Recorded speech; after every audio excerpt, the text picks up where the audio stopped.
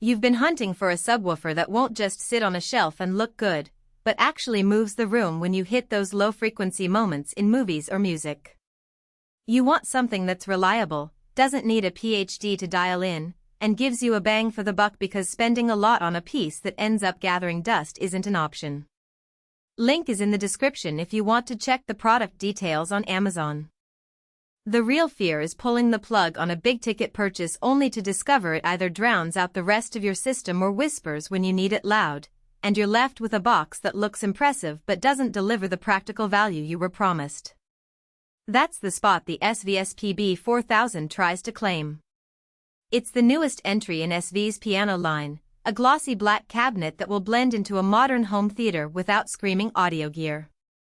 On paper it's a 13.5-inch high-excursion driver paired with a 200-watt RMS amplifier capable of peaking past 4,000 watts, and it comes with an app that promises remote tuning from your phone. Those numbers sound huge, but what matters is how they translate once the sub is actually in your living room. First off, who should even consider this beast? If you have a medium to large room, think a dedicated home theater, a spacious living area, or a basement that you've turned into a listening space, the PB4000's ported design gives it the ability to push deep, room-filling bass without needing a separate subwoofer cascade. It's also a solid pick for anyone who already owns a higher-end AV receiver or a dedicated amp and wants the sub to handle the grunt while the main speakers stay clean. The app control is a genuine convenience if you like to tinker. You can adjust phase, crossover, and volume on the fly without pulling out a remote or stepping into the cabinet. That's a plus for folks who regularly host movie nights and need to fine-tune the low end for different seating arrangements. Conversely, if your space is a small apartment or a bedroom where the walls are thin and you're already battling bass bleed, the PB4000 might be overkill. Its 13.5-inch driver and massive power can easily become a nuisance, vibrating picture frames and rattling windows. The unit also weighs a fair amount, so if you're looking for something you can move around or stash when not in use, this sub isn't built for that lifestyle. And if you're on a tight budget, the price point sits well above entry-level alternatives that could still give you satisfying results in a modest room. Now let's talk about the everyday experience. I set the PB4000 up in a 25-foot rectangular theater space with a pair of floor-standing speakers and a 7.2-channel receiver. The first thing I noticed was the ease of placement. The ported cabinet is relatively compact for the output it can produce, and the glossy black finish didn't clash with my dark hardwood flooring. After connecting the sub with a single high-level RCA cable, I fired up the SVS app on my phone. The interface is clean: sliders for volume, crossover, and a phase knob that updates in real time. The real benefit showed when I switched from a movie soundtrack with rumbling explosions to a jazz record with subtle double bass.